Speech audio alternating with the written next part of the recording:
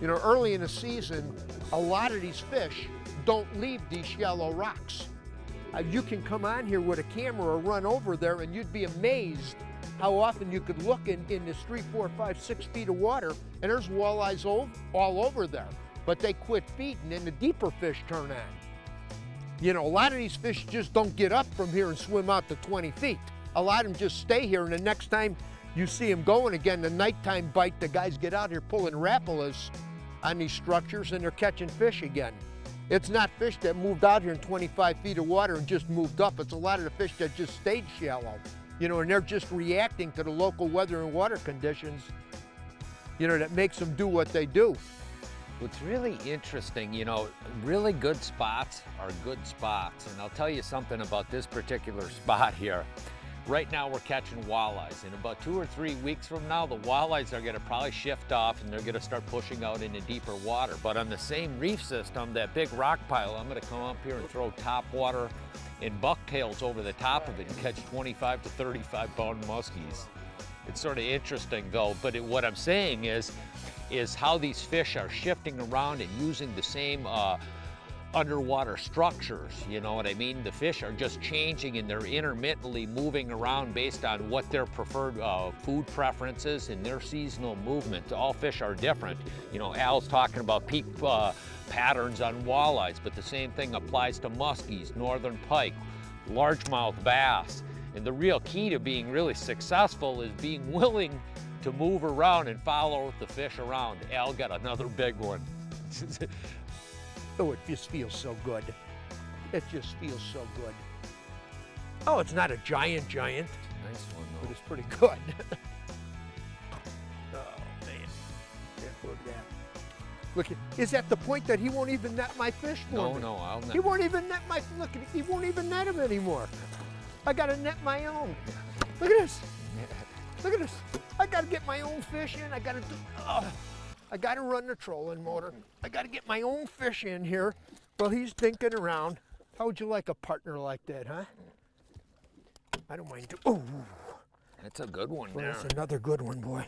They're eating that hot skirts. Look at that. You know what he doesn't have?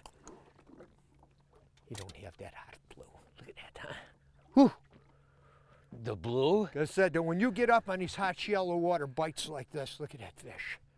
To me, it's as good as it gets, baby. Love it. You notice that we're actually using little boot tails versus a minnow. This actually slows the drop speed a little bit with that tail. This little boot tail kicks as it's falling. It actually slows the drop speed, where if you have that straight minnow tail, it's a little bit faster and more erratic.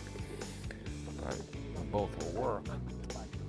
You know, if you're a walleye fisherman, this new Tarova with this iPilot, it's the way to go.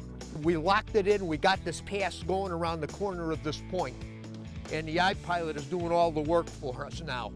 The new iPilot concept does so many neat things. Some of them, like our recorder track like we're on, and Spot Lock, are incredible features. I mean, for the walleye world, it's an amazing piece of technology. I got him, Jim. Yep. Yeah. Oh, man. Whoa, whoa. Another good fish, boy. Another big bull. Oh, man. Another nice big walleye, man. Look at that.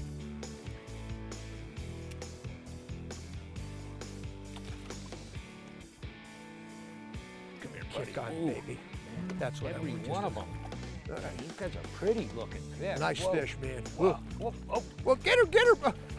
What a tournament partner you would be. What a tournament partner you would be. Yeah, knocking my fish off. No, I wouldn't. Huh? Then I'd just flip it inside out and flip them aboard. Flip, flop, flip, flop. Jim isn't convinced that he needs the blue one yet. He's still throwing the other colors. That's all right. I only got 2 more of these, so I ain't going to let him have. Aren't those nice eyes? You know, I can't say enough about this peak period. Most of the time throughout the season, a fish is neutral. You know, and you got bad fronts, heavy fishing pressure and everything else. The population of catchable fish will go from neutral to negative in bad conditions. And when you got conditions like we're in now, these peak periods, you take most of the population and they're neutral, but a whole portion of them go to very positive. That means all of the environmental conditions are right for a good portion of the population of catchable fish to be eaten. And that's what a peak is all about.